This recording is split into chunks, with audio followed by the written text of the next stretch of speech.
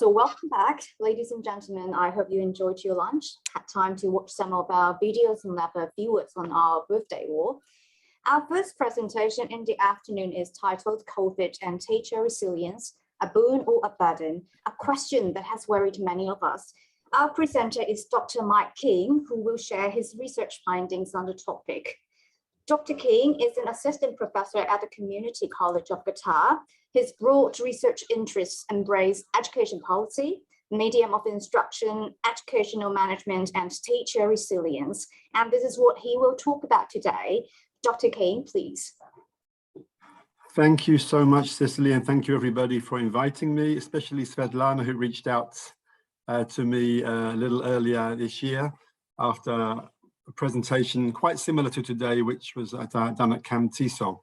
I'm going to straight away just put in the slides while I remember if it will paste. Right, it's not pasting. I will try that later. I'll try to put it in the chat in case you want to take the slides away with you later on. But let me get down to business because time is short and I have a lot to tell. Okay, let me share my screen. And let's go.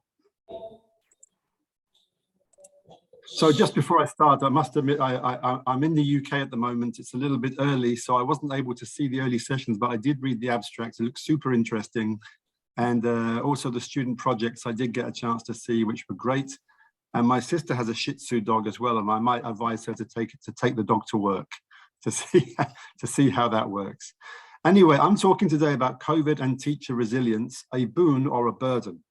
So teacher resilience has been challenged, I guess, in the COVID era. And is it a good thing or a bad thing? Why did I choose this topic? Well, before COVID started, I actually conducted my own research with a colleague, actually, and we looked at resilience among Qatari teachers, because I had this question mark, what I call a stone in my shoe, as head of department about why some of my faculty were struggling, even though they were in quite sought after posts. So when things seem to be so good, why would somebody struggle with their resilience? So that's why we did the research. So I'm going to be talking a little bit about that study. Then a second study, which takes into account COVID. And this is a case study where I work at CCQ, which I conducted with my colleague, Sid Mohammadi. And we were looking into, the idea of resilience as one angle of the research in relation to how teachers coped with having a potential lack in the skill set of ed tech, the fear of the unknown, and having to deal with new working practices. And then based on that study, I went on to do a third study, which I will also explain. So the first study was pre-COVID, co-research study on teacher resilience in Qatar, the outcomes of which informed a co-research case study at CCQ in 2020 on emergency remote teaching, the outcomes of which informed a final study, which was a follow-up study to collect initial data from practitioners around the world about how the pandemic changed them. So I wanted to see how our case study outcomes compared to outcomes in other parts of the world. And we're looking particularly here at how people change pedagogically, technically, and most importantly for this presentation, emotionally. So the focus will be on this presentation on the commonalities and the divergence in the outcomes of the three studies, and what this can mean for future-proofing in relation to what we can do for ourselves as teachers, as educators, and what others, for example, our managers or institutions, should do for us. Due to the time limit, I will not focus too much on related literature, although I will talk about the themes from the literature which will be alluded to. And I will not go into detail on methodology. However, if you do want to know more about those things, you can drop me an email and I'll send on reference lists and methodology slides as required. So let's go to the first study. This was the study conducted in Qatar among tertiary and secondary teachers. We had these research questions. To what extent do Qatar-based teachers in the secondary and tertiary context show resilience? Are there any noticeable differences between secondary and tertiary perspectives in the research context?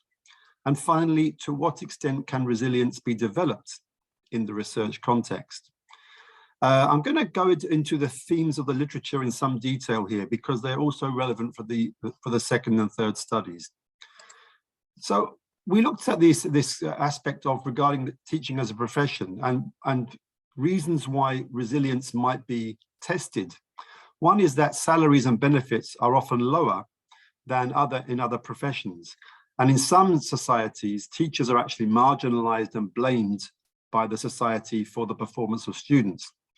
And often we find that teachers have little empowerment in decision making. If we look at TESOL teachers, which is often the focus of my research, these TESOL teachers are often less valued than teachers of other disciplines, as TESOL is sometimes not perceived as a profession. So in addition to these problems of status, as we all know, a lot of us, when we go into education, we have this altruistic vision of what we're going to do, and it's not always what we expect. What we find is not what we expect. And this can lead to dissatisfaction with events outside the classroom, burnout, which can lead to poor emotional connection with students, the danger of worrying about things which are out of their control. This is really important. And these are all reasons why so many teachers around the world are leaving the profession. Resilience issues can also arise by the environment, so the personal, relational, and organizational setting in which a teacher finds themselves. And what's interesting from the literature is that this can happen at any time in the same place, because where we work is a non-static environment. You know, the culture can change very quickly. And therefore, resilience can also happen at any time in one's career. Somebody could be very resilient, and then suddenly they lose their resilience. So institutional support generally is needed to give practitioners professional freedom to recognize that resilience is not innate, that somebody can become resilient later, and to identify those with issues early and have things in place to protect them, but focus on developing resilience rather than just providing emotional support. Now, what about the teachers who are resilient? What traits do they show? Well, they are vocationally and professionally committed. They have a moral purpose. They have self-confidence. They are self-reflective. They can control their emotions. They find support networks, whether it's inside or outside. They get support networks.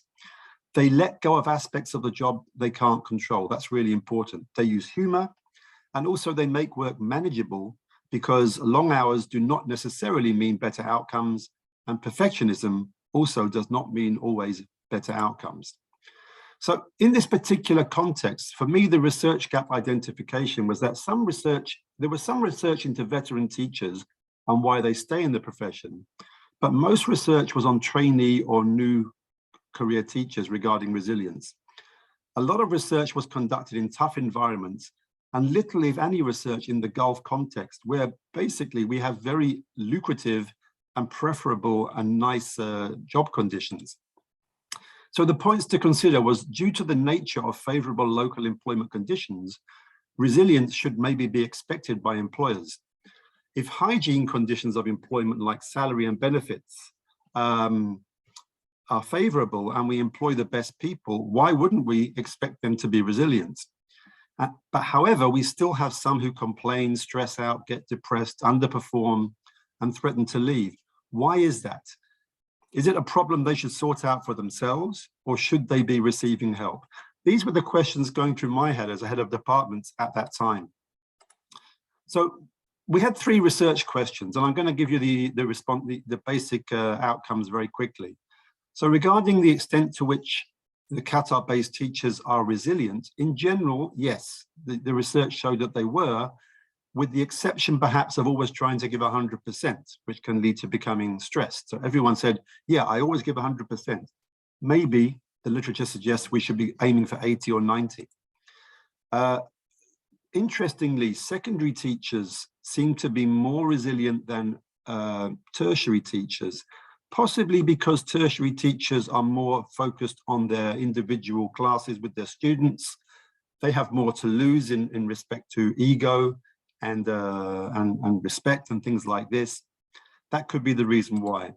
And finally, to what extent can it be developed? What became very unclear here is that there were teachers who seemed to need support, but they didn't want to ask for it.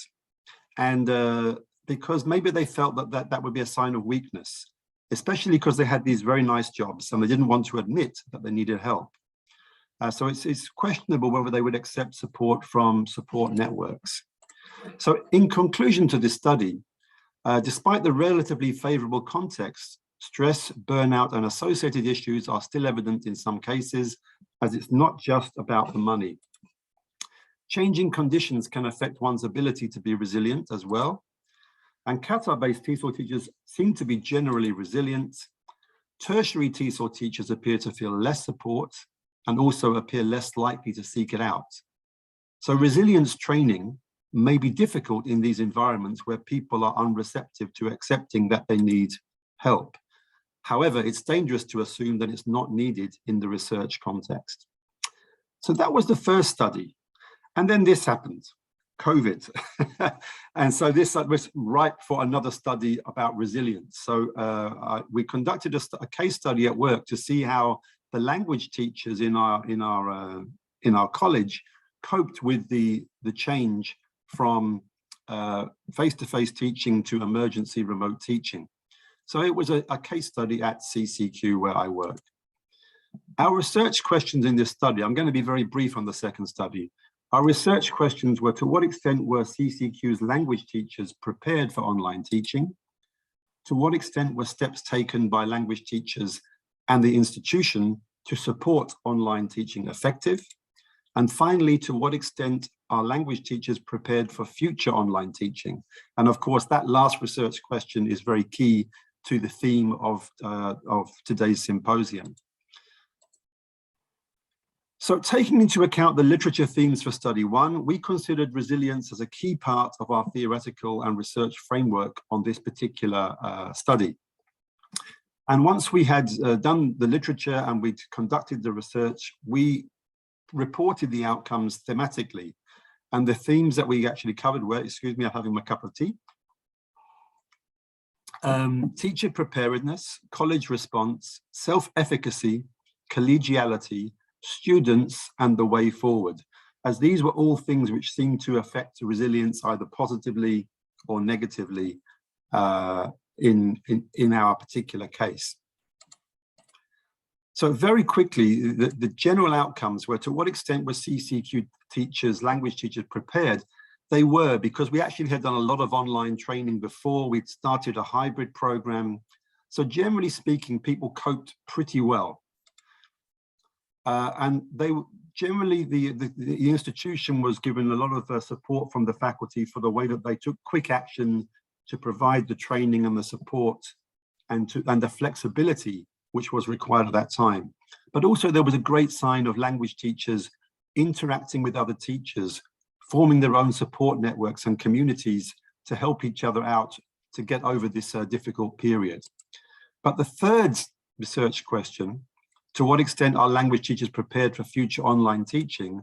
This was very mixed. You know, many people said, this is emergency. This is about now. It's not about the future. And they said that they still felt that they needed a lot more training in systematic educational technology-based learning.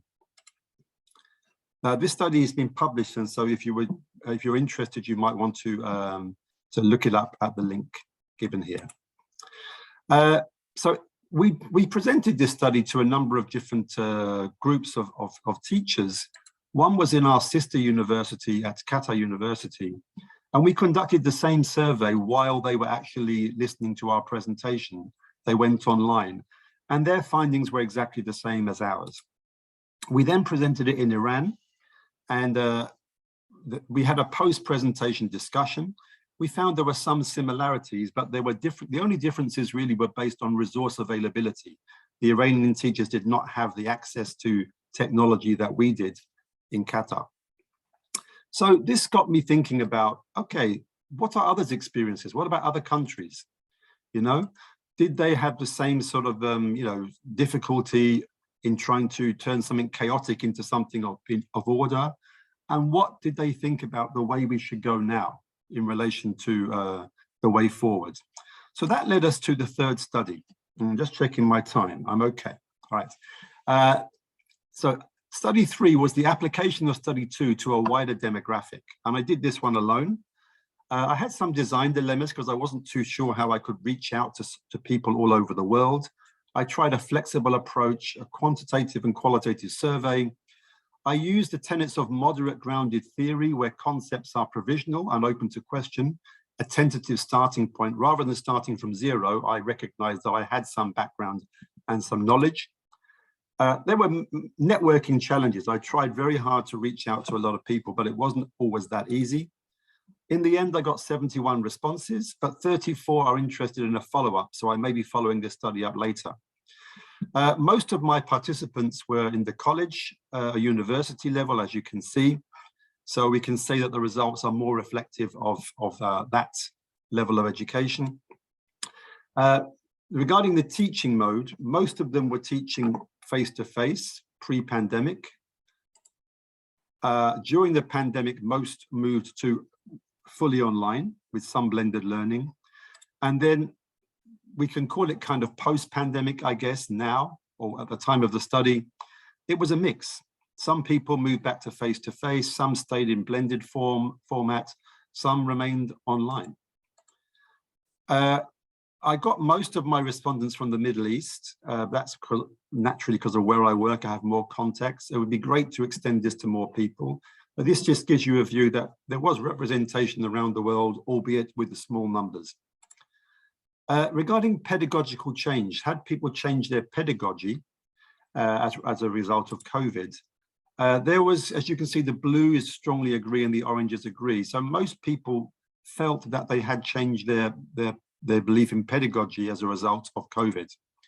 And they felt they were more knowledgeable pedagogically.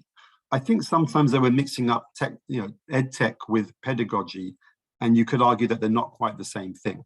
But most people felt this in any case. They were more knowledgeable, and they all felt that they were a better practitioner as a result of the experience of COVID. If we take just a very few quotes, because I don't have a lot of time,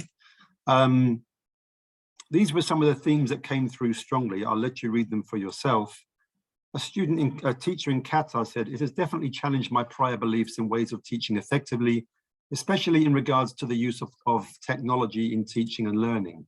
This was a college teacher from Peru. "It made me more aware of an array of online resources out there, software, apps, interactive worksheets, etc., to practice listening, reading, pronunciation, etc., and games too." And finally, this was a teacher from India. And this was, of course, a different angle. "Most of my students come from underprivileged families.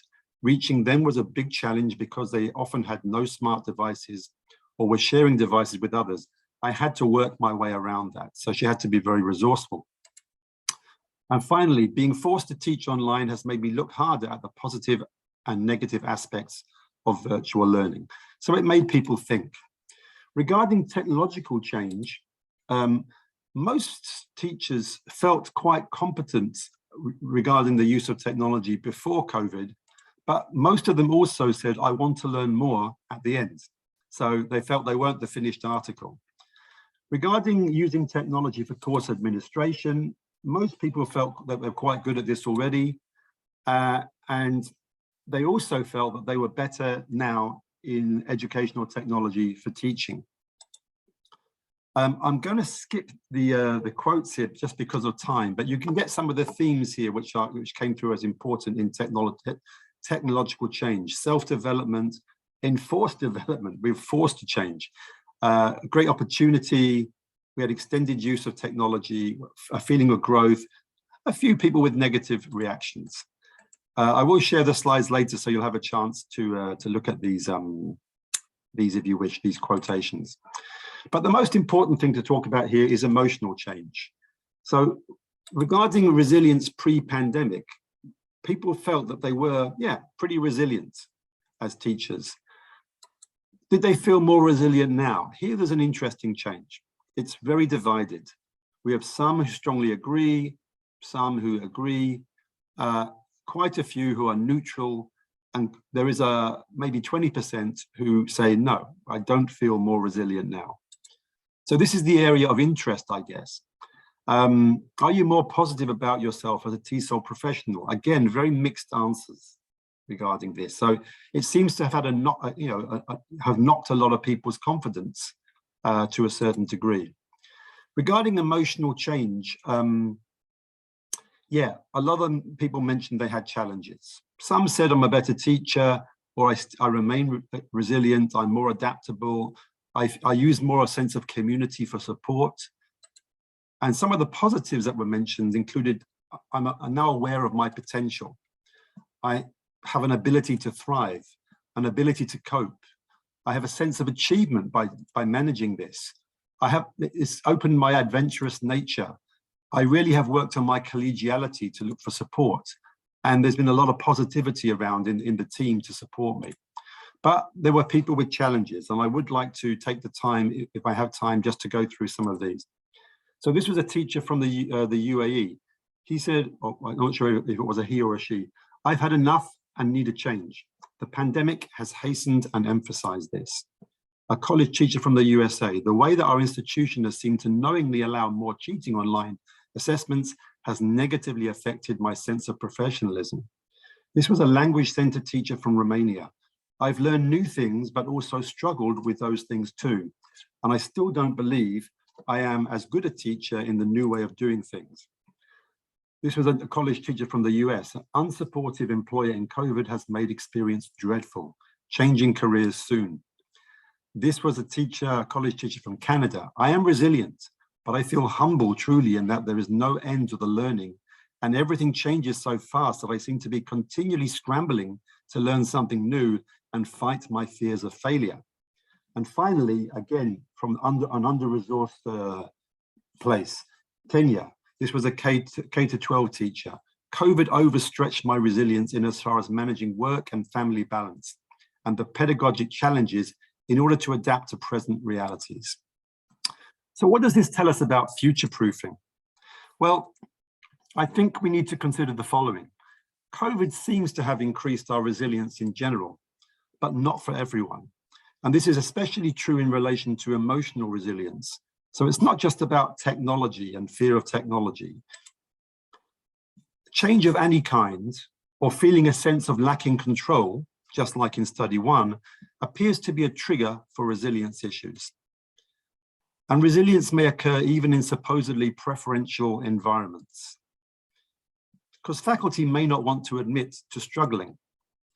So institutions may aim to preempt struggles by developing support environments, or they could exercise a survival of the fittest strategy and just get rid of people and try and find people who are more resilient. So the question I'm leaving us with here is, I don't have an answer really.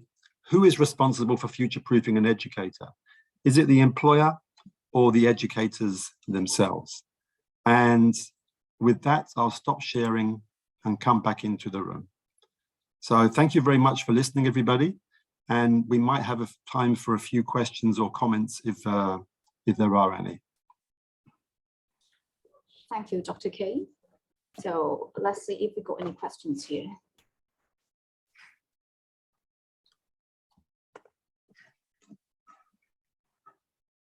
So Dr. King, you mentioned that most people or most teachers, they didn't really seek help when they needed to.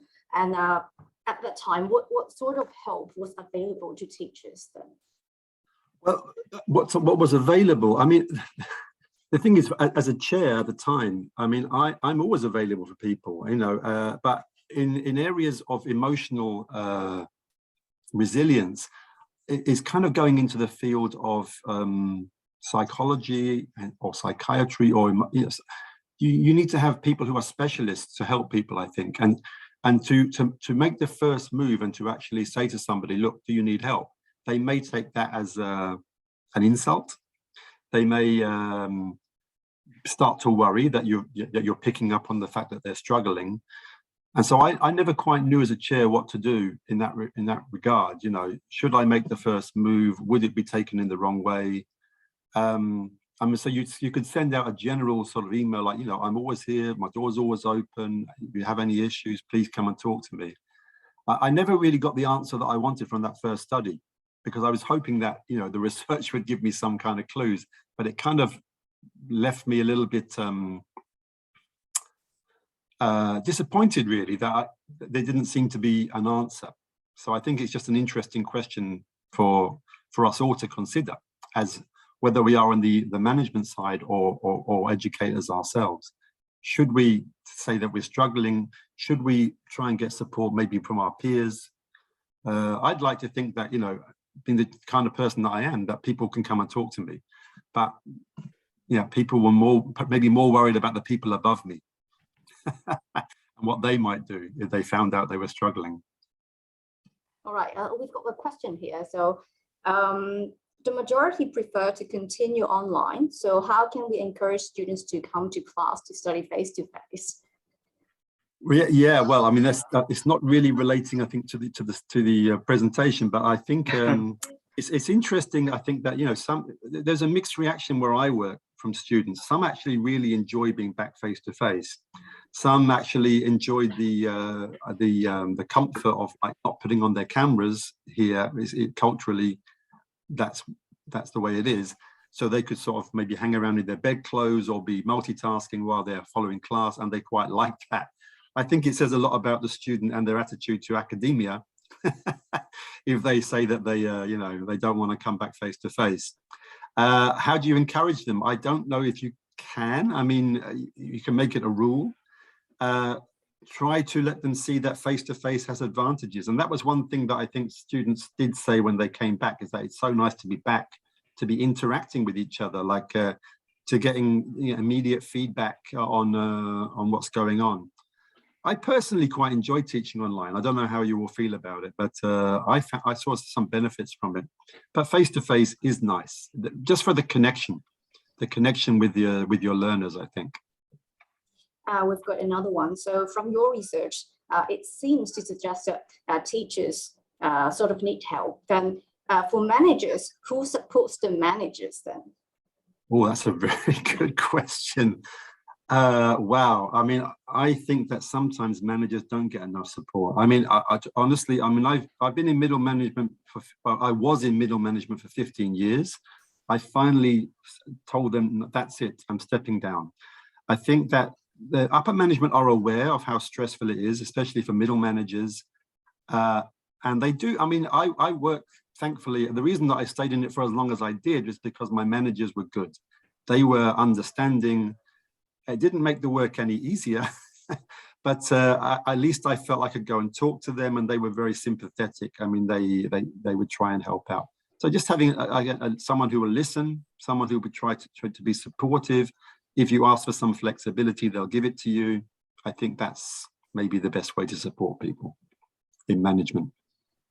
Thank you very much, Dr. King. I personally really enjoy your well-structured presentation. Thank you. Oh, thank you very much. My pleasure. Thank you. Thank you very much.